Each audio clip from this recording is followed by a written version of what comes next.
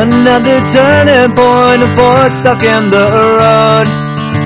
Time grabs you by the wrist, directs you where to go. I was still working in the research institute, designing systems for the government and the industry. There was one day that I remember I was going home, and it was in Jurong East MRT. I saw people coming in and out on the MRT, and there I thought, what a pity, all this technology that we have developed somehow was used to serve a very small number of people, and all these people then wasn't able to be touched by our technology. At that time, very few people have a mobile phone.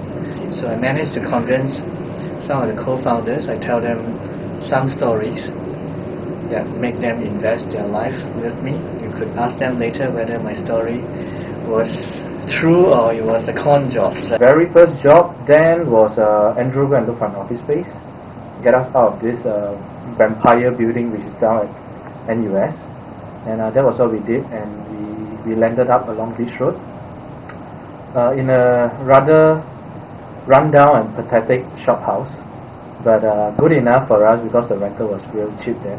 We were there for not too long, a matter of months. I think it was like 6-8 months before we moved into Key Point on the 12th floor, not the 21st. We were on the 12th floor then, and within 6 months we outgrew the space, and that forced us to move out to the 21st floor, which is where we are today. We saw that among all the things that we were doing, the email alerts and all that, it's basically the need for people to communicate. People have a inbuilt need that they need to express themselves, they need to feel important. So we also had SMS group chatting. Users were able to chat in a group on an anonymous basis by using SMS. We had drinks ordering at pubs, etc., using SMS. So very quickly, within a few months, we decided to just move on to WAP, which is a more supported platform. So when we started that, it's still very much chatting, that we allow users to chat among themselves. After that, instead of chatting among themselves, we allow them to form groups where they can different special interests. You can chat about that, and of course, for people who want to express themselves more, blogging is one of the ways that they can do that, and we also implemented blogging. Then albums for picture uploads for them to share the pictures.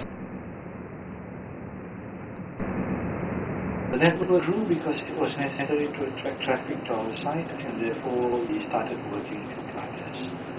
These partners eventually became our publishers, and from there the network developed. Okay, we now have more than 2,000 publishers, and this will of course grow as the mobile internet becomes more mainstream. And I think it's not too far in the future when we will see the network develop into more channels to give advertisers better choice.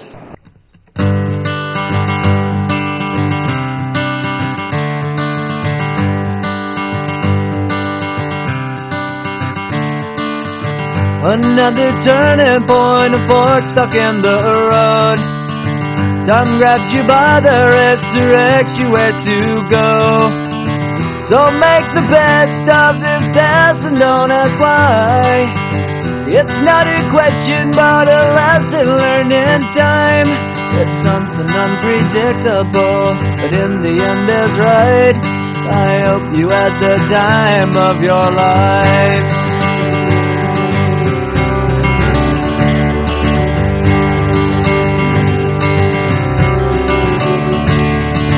So take the photographs and still frames in your mind, hang it on a shelf in good health and good time. Tattoos of memories and dead skin on trial. For what it's worth, it was worth all the while. It's something unpredictable. Well, you have to choose a single word. I would probably say dynamic. The reason for this is that the good thing about BuzzCity is that we always deal internationally with every type of partners.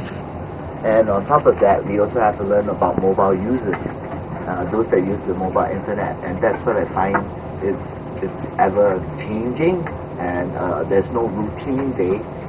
Exciting. For myself, when I joined the company in 2005, my gamma was only in 5 countries.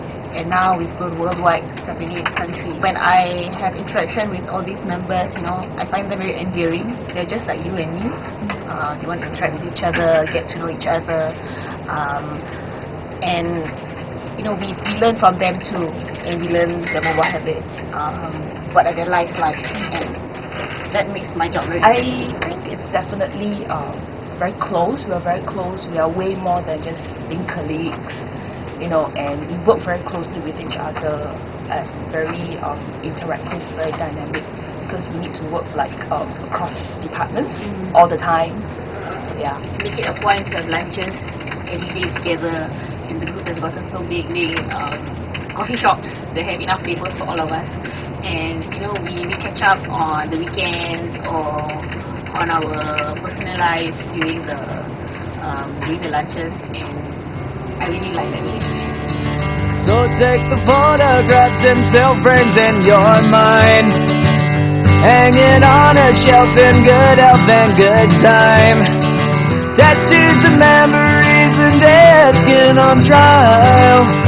For what it's worth, it was worth all the while. It's something unpredictable, but I'm really excited about the funding that we just raised. This capital that we have planned is in a way which is much bolder. We will continue to enhance our mobile community, to attract users to the community, and making that as a center whereby other media properties where it could be better monetized could be combined.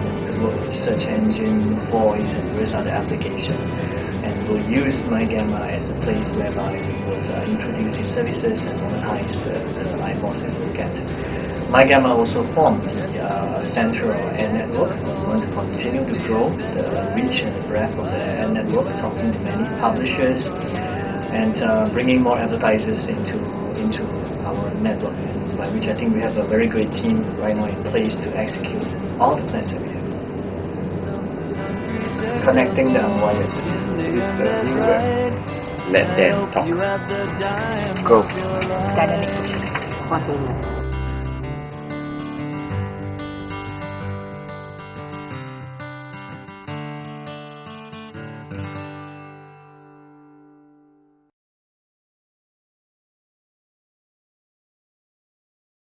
With every type of partners, and we learn, and we also deal. I'm so screwing this.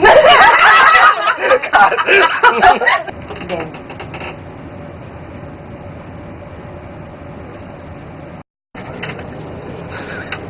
Okay. so It's closer as a whole group, and we're actually good friends. Complete version, connecting the unwired. And what else? What's the version? Happy version. This is a happy version. Connecting the unwired. This contemplative version. Connecting the unwired.